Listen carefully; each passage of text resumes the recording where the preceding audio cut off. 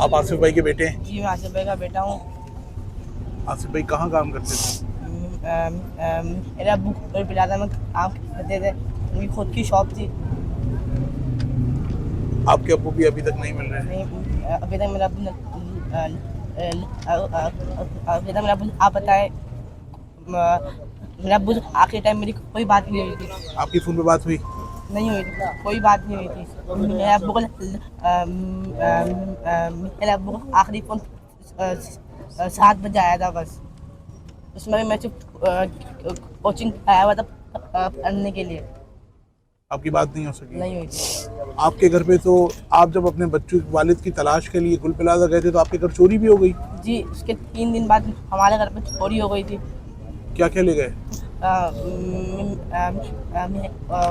क्या बोलते वो मेरी मामा का गोल्ड वोल्ड कैश वैश सब ले गए थे। अच्छा, आपकी बिलावल भुट्टो जरदारी साहब से क्या रिक्वेस्ट है? मैं उनको यही बोलना चाहता हूँ कि मेरे पापा जहाँ भी है बस हमारे को मेरे बाबा ला दो। हमें कुछ नहीं चाहता, बस मेरे को मेरे बाबा ला दो।